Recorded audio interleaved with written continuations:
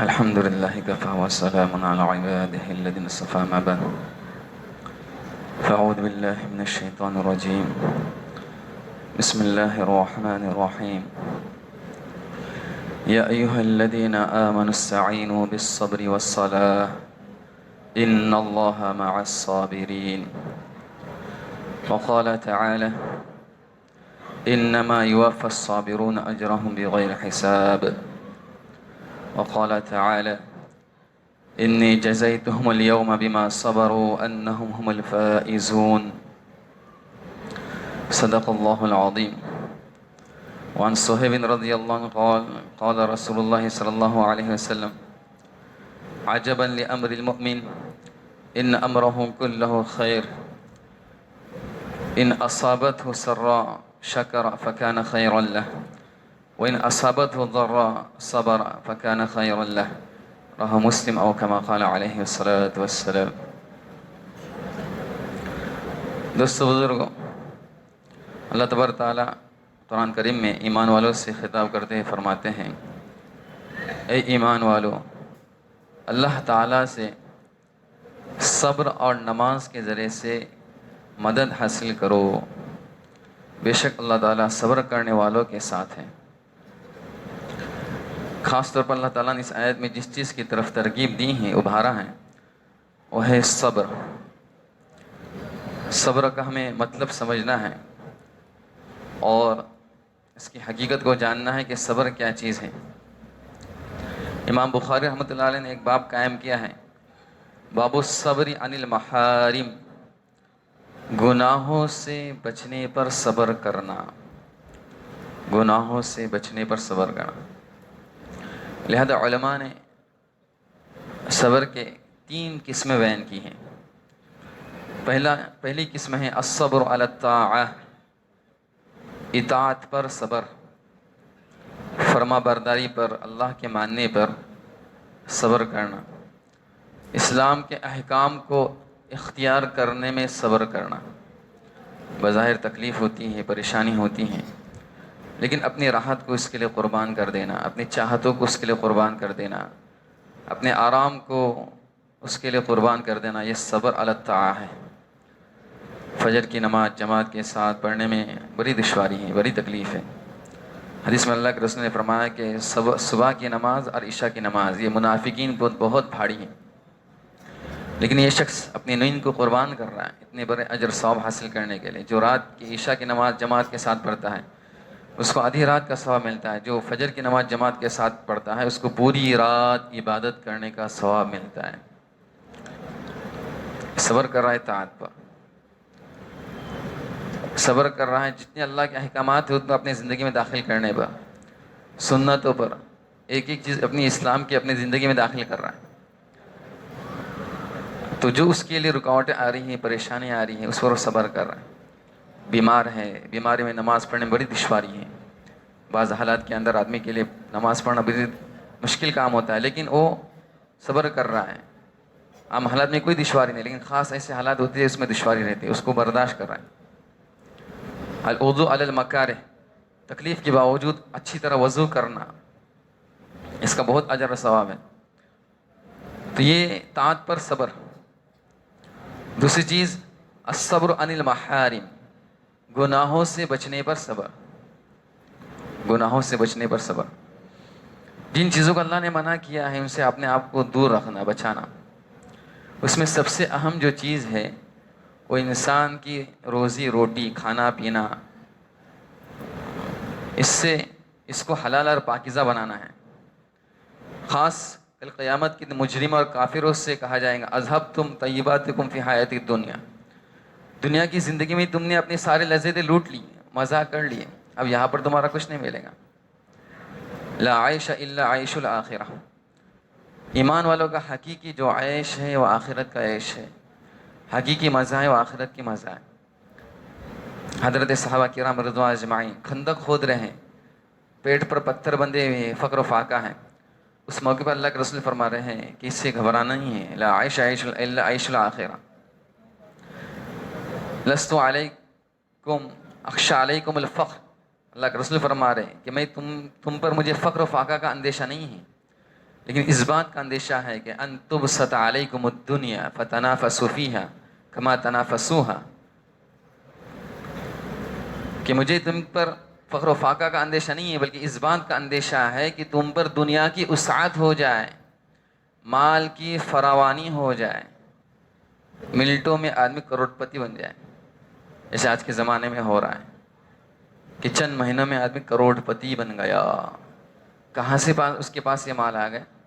جی S T کا آیا، حرام مال کا آیا، حرام ویوہار کے ذریعے سے آیا، کیسے آیا؟ کچھ احساس ہی نہیں، اس کو احساس ہی نہیں ہو رہا۔ وہ اپنی راحت، اپنے آرام اور اپنی دنیا کی چند روزہ زندگی کی خاطر کہاں سے وہ کما رہا ہے اس کو احساس نہیں ہو رہا ہے۔ اور ایک آدمی جی ایس ٹی کرتا ہے، حرام مال کماتا ہے، جو حکومت کو ہم کو بھرنا ٹیکس ضروری ہوتا ہے، اس سے بھی اپنے آپ کو بچاتا ہے، دوسروں کو ایسا اس کے پاس حکومت کو بھرنے کے لیے آیا پھر بھی وہ ہڑپ کر رہا ہے۔ تو ایک کی وجہ سے 20 لوگ پریشان ہیں، حرام مال کی کمائی ہے اس کے پاس، لوگوں کی دعوت کر رہا ہے، افطار پارٹی کر رہا ہے، کھانے کی دعوت کر رہا ہے، منگنی کی دعوت کر رہا ہے۔ اب لوگ پریشان، مسائل پوچھ رہے ہیں کیا کرنے کا، اس کی دعوت میں جانے کا کہ نہیں جانے کا۔ ایک کام کرتے ہیں، اس کی دعوت میں ہم جاتے ہیں، پھر اتنے پیسے کیا کریں، ہم صدقہ کریں گے۔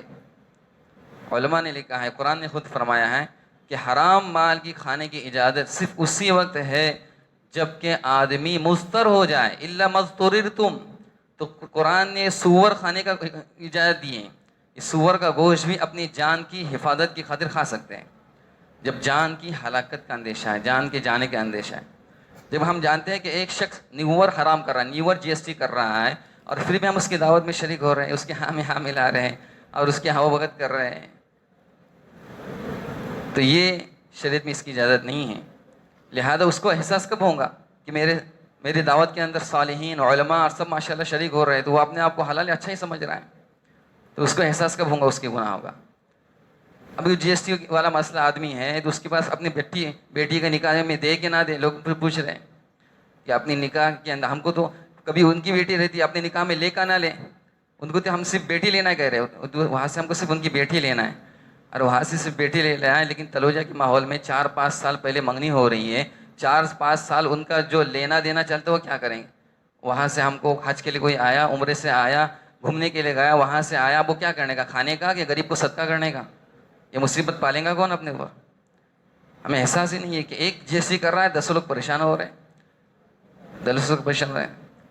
آج ان کی آنکھوں پردہ پڑا ہوا ہے، احساس نہیں ہے، وہ سمجھ رہے کہ دنیا ہے کہ زندگی سب کچھ زندگی ہے، یہ دنیا کی زندگی یہ امتحان کی زندگی ہے۔ لِنَبْلُوَكُمْ أَيُّكُمْ أَحْسَنُ عَمَلًا، تاکہ ہم تم کو آزمائیں کہ تم میں اچھا عمل لے کے کون آ رہا ہے۔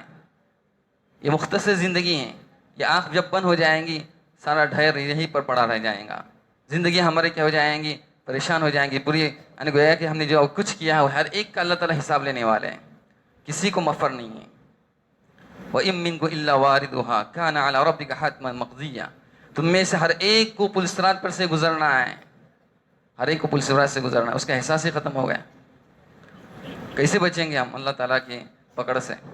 جو کچھ بھی ہم نے عمل کیا ہے، فَمَن يَعْمَلْ مِثْقَالَ ذَرَّةٍ خَيْرًا يَرَهُ وَمَن يَعْمَلْ مِثْقَالَ ذَرَّةٍ شَرًّا يَرَهُ۔ کیا کیا جائے اس صورت میں؟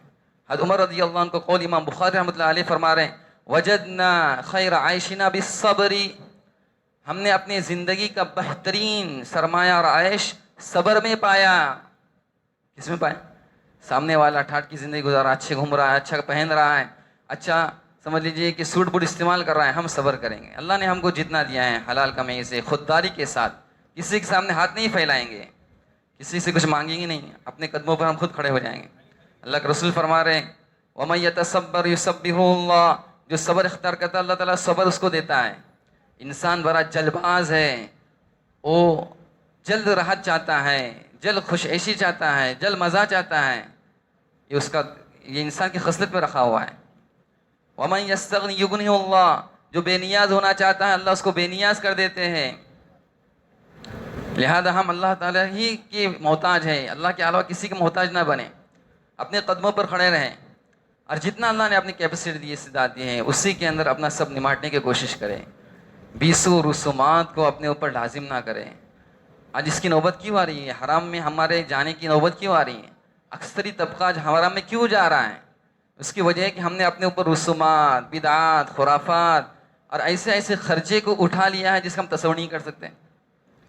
ابھی چند روز پہلے مجھ کو فون آیا کہ آپ کو ایسی دعوت میں شریک ہونا ہے کہ بچی کی شادی کی تاریخ طے ہوئی ہے، اس کے لیے دعوت 200-500 آدمی کو بلایا جا رہا ہے، کس وجہ سے کہ بچی کی منگنی کی شادی کی تاریخ طے ہوئی، شادی کی تاریخ پر 200-500 آدمی کو بلانا ہے، جو اسلام میں ہے ہی نہیں، اس کو ہم نے کیا کر دیا، ہدہ بنا دیا۔ اب ایک نہیں کیا، 10 نے کرنے شروع کر دیا۔ منگنی کی دعوت 500 لوگوں کو بلایا جا رہا ہے، 1000 لوگوں کو بلایا جا رہا ہے، اور بڑے پیمانے پر کیا جا رہا ہے۔ تو یہ اب ساری چچلی پوری کرنا ہے، تو لا محالہ ہم کو جی ایس ٹی کا، حرام کا، جہاں سے بھی پیسہ آ رہا ہے اس کے لیے آدمی کیا کریں گے، کوئی سوچیں گا نہیں۔ اب ایسی رشتہ داری ہے کہ آدمی کہتا ہے جانا ہی پڑتا ہے، کیا کرنے کا، اب کیسا بچے؟ تو حق اسی زمانے کے مطابق اللہ کے رسول فرما رہے ہیں کہ تم صبر کرو کہ ایک زمانہ ایسا آنے والا ہے کہ اس وقت اپنے دین پر جمنا باقی رہنا گویا کہ اپنے ہاتھ میں انگارے کو لینا ہے۔ الصابر علی دینی کالقابض علی جمری، کہ اپنے دین پر باقی رہنا جمنا اسے آگ کے اوپر انگارہ لینا ہے۔ آگ کا شعلہ انگارہ کسی کے ہاتھ میں لینے کی ہمت ہے؟ نہیں ہے۔ تو آج کے زمانے میں دین پر جمنا یہ ایسا ہی مشکل کام ہے۔ اس پر جمیں گے تو اللہ تعالیٰ ہم کو کتنا اجر ثواب دیں گے؟ تو اللہ کے رسول نے صحابہ سے فرمایا کہ اس وقت جو جمے گا نا تو تم میں سے 50 لوگوں کے بقدر اس شخص کو، ایک آدمی کو اجر ثواب دیا جائے گا۔ 50 رجلا منکم، ابو داؤد کی روایت میں ہے۔ صحابہ نے کہا کہ ان کے 50 کے ہمارے؟ اللہ کے رسول نے کہا کہ تمہارے 50 لوگ جس عمل کو کریں گے اس کا اجر ثواب جو تم کو ملے گا نا، اس وقت ایک آدمی کو اس کا اجر ثواب دیا جائے گا، کہ اس وقت دین پر جمنا اتنا دشوار رہے گا۔ بخاری شریف کے حدیث میں ہے کہ حضرت صحابہ تابعی تو حضرت انس رضی اللہ عنہ کے شاگرد تھے، وہ انس رضی اللہ عنہ کے پاس آئے اور حجاج بن یوسف کی طرف سے جو مشکلات اور پریشانیاں تکالیف تھی ان کی شکایتیں کرنے لگے۔ حضرت انس بن رضی اللہ عنہ کہا کہ بھائی صبر کرو، صبر کرو، فَإِنَّهُ لَا يَأْتِي زَمَانُ إِلَّا الَّذِي بَعْدُ الشَّرُّ مِنْهُ، کہ آئندہ جو زمانہ آنے والا ہے اس کے بعد والا زمانہ اس سے زیادہ برا رہے گا۔ تم جس زمانے میں وہ بہترین زمانہ ہے، اس سے بعد والا اور خطرناک زمانہ آنے والا ہے۔ اس وقت آدمی کا اپنے دین پر جمنا، اپنے ایمان پر جمنا، اپنے ایمان کو دنیا سے بچا کر لے جانا بہت مشکل ہو جائے گا، بہت مشکل ہو جائے گا۔ اس لیے امام بخاری باب ہی قائم کرے، باب المحارم عن الصبر، باب الصبر عن المحارم، حرام چیزوں سے بچنا۔ حالانکہ طاعت والے بھی چیزیں ہو سکتی ہیں، دوسری چیزیں بھی ہو سکتی ہیں جو علماء نے تفسیر میں بیان کیا، لیکن خاص امام بخاری فرما رہے ہیں کہ حرام سے اپنے آپ کو بچاؤ۔ جہاں پر ڈاٹ آ گیا بھائی یہ کر سکتے نہیں کر سکتے، شک آ گیا، فوراً علماء سے ہم تحقیق کریں، معلوم کریں یہ کر سکتے ہیں ویوہار کہ نہیں کر سکتے۔ بہت سارے ویوہار ہمارے غلط ہوتے ہیں، معاملات غلط رہتے ہیں اور آدمی اس کو صحیح سمجھتا ہے، تو یہ غلط ویوہار نہ ہو، صحیح ویوہار ہو، صحیح ہماری روزیاں روٹی کا کیا بندوبست ہو۔ اللہ کے رسول نے فرمایا کہ الصبر ضیاء، صبر ہے نا، صبر یہ روشنی ہے کل قیامت کے دن۔ یہ آدمی کے لیے صبر کرنا، آج ہم کیا کریں گے، اپنی تھوڑی لذتیں کم کریں گے، تھوڑی خواہشات کم کریں گے، تھوڑی اپنی ضرورتوں کو سمیٹیں گے۔ ہم نے اپنی ضرورتوں کو بہت پھیلا دیا ہے، تھوڑا کیا کریں گے، سمیٹیں گے، انشاءاللہ اس کا بدلہ اللہ کے نزدیک بہت زیادہ ہے۔ انما یوفی الصابرون اجرهم بغیر حساب، دین پر جمیں گے، دین کو اپنے ہاتھ سے جانے نہیں دیں گے۔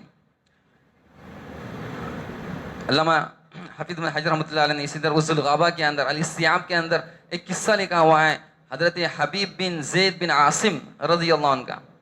اللہ کے رسول نے ان کو مسلمۃ الکذاب کے پاس ایک خط لے کر بھیجا، مسلمۃ الکذاب کے پاس حضرت حبیب بن زید بن عاصم کو خط لے کر بھیجا، لہذا یہ خط لے کر پہنچے مسلمۃ الکذاب کے پاس۔ مسلمہ وہ شخص تھا جس نے آپ صلی اللہ علیہ وسلم کی حیات میں ہی نبوت کا دعوت کیا گیا تھا۔ وہ کہتا تھا کہ میں نبی ہوں، میرے پاس بھی وحی آتی ہے اللہ کی طرف سے، مجھ کو بھی تم رسول اللہ کا سمجھو۔ تو اللہ کے رسول نے اس کے پاس خط بھیجا اور اس کے اندر اللہ کے رسول نے اس کو دعوت دی، بھائی زمین اللہ کی ہے، للہ و رسول، جو حق ہے اسی کا غلبہ ہوگا، لہذا تم کیا کرو، حق کو قبول کرو۔ اللہ کے رسول نے اس کو کیا دی، دعوت دی۔ وہ خط اس کے سامنے پڑھا گیا۔ پھر اس میں مسلمۃ الکذاب نے وہ حبیب رضی اللہ عنہ سے پوچھا کہ یہ خط کس کی طرف سے ہے؟ کہا کہ اللہ کے رسول صلی اللہ محمد صلی اللہ علیہ وسلم کی طرف سے ہے. کہا کہ میں بھی اللہ کا رسول ہوں، تم اس کو اقرار کرتے ہو؟ تو حضرت حبیب نے کہا کہ انا اسم، میں ذرا سنتا نہیں ہوں، کم سنتا ہوں، انا اسم، میں بہرا ہوں. پھر مسلمۃ الکذاب پوچھتا ہے کیا تم اس بات کی گواہی دیتے ہو کہ محمد صلی اللہ علیہ وسلم اللہ کے رسول ہے؟ کہا کہ ہاں میں اس بات کی گواہی دیتا ہوں کہ محمد صلی اللہ علیہ وسلم اللہ کے رسول ہیں. پھر پوچھتا ہے کہ تم اس بات کی گواہی دیتے ہو کہ میں اللہ کا رسول ہوں؟ کہا کہ میں بہرا ہوں، میں سنتا نہیں ہوں. تو اس طرح اس کو اس بات کا احساس دلانا چاہتے ہیں کہ حقیقی نبی تو ہمارے محمد صلی اللہ علیہ وسلم ہیں، ان کے بعد کوئی نبی نہیں ہے. لا نبی بعدی انا خاتم النبیین. لہذا مسلمۃ الکذاب نے وہیں پر ایک فوجی کو حکم دیا کہ ان کے ایک ایک عضو کو کاٹا جائے. لہذا ایک ایک عضو کو ان کو کاٹا گیا، ہاتھ کاٹا گئے، پیر کاٹے گئے ان کے سامنے، لیکن وہ کسی طرح بھی اپنے دین سے نہیں ہٹے، دین پر جمے رہے، دین پر جمے رہے. تو یہ الصبر علی الدین کہ اتنی بڑی مصیبت، اتنی بڑی پریشانی آئی کہ ایمان کے بچانے کے مسئلہ آیا تو اپنے اوپر کیا ہوگا، جمے رہیں. آج دین کے بچانے کا بڑا مسئلہ آیا ہے. ہم سمجھیں گے کہ ہم جو ظاہری عبادت تھوڑی بہت کر رہے ہیں بس ہمارے کافی ہیں، یہ ہمارے کافی نہیں ہے، بلکہ ہم اپنے ساتھ اپنے بچوں کی، اپنے نسلوں کی، اپنے گھر والوں کی، اپنے کنبے اور خاندان والوں کی، اور اپنے ہر ایمان والے کی کیا کریں، فکر کریں. یہ سمجھ لیجیے کہ سب کے سب جہنم سے ہٹا کے جنت میں کس طرح سے جانے والے بن جائے. تو ہمارے پاس دینی جو بھی شعبے ہیں، یہ مدارس کے لائن ہو، چاہے دعوت تبلیغ کے لائن ہو، چاہے خانقاہ کے لائن ہو، اس میں اپنے آپ کو خود بھی جوڑیں اور اپنے گھر والوں کو کیا کریں، جوڑیں، اور اللہ کے راستے میں ہم نکلیں گے تاکہ اس کے ذریعے سے ہمیں دین پر جمنا کیا ہو جائے گا، آسان ہو جائے گا. بار بار اللہ اور رسول کی باتیں ہمارے دھیان میں آئیں گی، سننے میں آئیں گی، مذاکرے ہوں گے، تو اس کے ذریعے سے اپنے آخرت کا ہمیں احساس پیدا ہو جائے گا. آج چونکہ ہمارے دل سے آخرت نکل گئی ہے، آخرت کا احساس ختم ہو گیا ہے، اس لیے ہم سب صبح سے لے کے شام دنیا ہی کرتے بیٹھتے ہیں. تو اسی کی ہم فکر کرتے ہیں، اسی پر سوتے ہیں، اسی پر اٹھتے ہیں. تو یہی ہمارے نظر کے سامنے رہتی ہے، آخرت ہمارے آنکھوں سے کیا ہے، اوجھل ہے. تو اس کی ہم کیا ضرورت ہے، اور اس کی پوری فکر کرنا ہے کہ آخرت ہمارے کس طرح سے بن جائے، سور جائے. اللہ تعالیٰ سے دعا ہے کہ اللہ تعالیٰ ہمیں کہنے سننے سے عمل کی توفیق عطا فرمائے. وآخر دعوانا الحمدللہ رب العالمین.